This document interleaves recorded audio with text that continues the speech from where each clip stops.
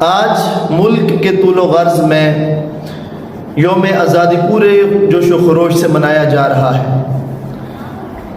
لیکن جشن آزادی منانے کا جو انداز ہے اس میں اللہ اور اس کے رسول کی بھی نافرمانی ہے، شہیدوں کے خون کے ساتھ بھی بے وفائی ہے۔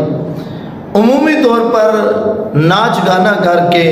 باجے بجا کر، ون ملنگ کر کے، روڈوں کے اوپر موت کا کھیل پیش کر کے، اللہ اکبر، نبی رحمت صلی اللہ علیہ وسلم کا یہ فرمان ہمارے لیے کتنی بڑی سند ہے۔ مسند بزار کی حدیث پاک، حضرت انس بن مالک راوی ہیں، فرماتے ہیں نبی رحمت صلی اللہ علیہ وسلم نے فرمایا صوتان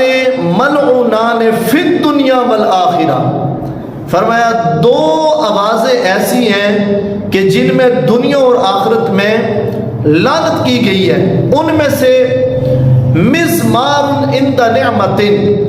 کتنی بڑی یہ نعمت ملک خدا داد پاکستان ہمیں ملا۔ تو فرمایا کسی نعمت کے وقت ڈول ڈمکا کرنا، ناچ گانا کرنا، آلات میوزک، آلات موسیقی بجانا،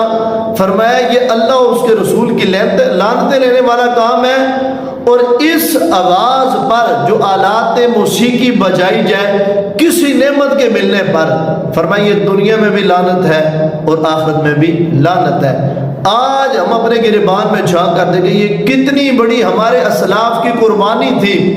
کہ لوگوں نے اپنی جانوں کے نذرانے پیش کیے۔ آج ہم جو پرسکون ماحول کے اندر سانس لے رہے ہیں تو ان شہیدوں کی بدولت ہے جنہوں نے اپنی جان کے نذرانے پیش کر کے ملک خدا داد پاکستان بنایا۔ اور پھر وہ شہید کہ جن کی لاشیں بے یار و مددگار پڑی رہی، جن کو کفن نصیب نہیں ہوئے، جن کو قبریں نصیب نہیں ہوئی، تو آج ضرورت تو یہ تھی کہ ہم اللہ کے حضور زمین نیاز جھکاتے، تلاوت کلام پاک کرتے،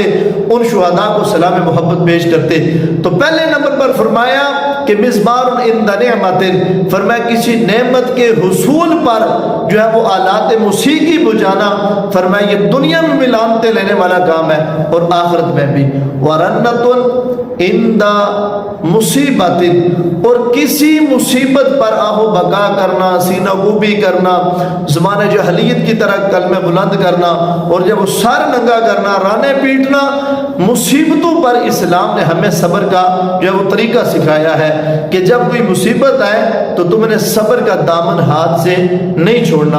اس لیے جشن آزادی کے موقع پر یوں باجے بجانا، طوطیاں بجانا، ناچ گانا کرنا اور آلات موسیقی بجانا یہ بہت بڑا گناہ ہے۔ اللہ تعالیٰ ہمیں شہیدوں کی قربانیاں سمجھ رہے اور ان سے وفا کرنے کی توفیق عطا فرمائے۔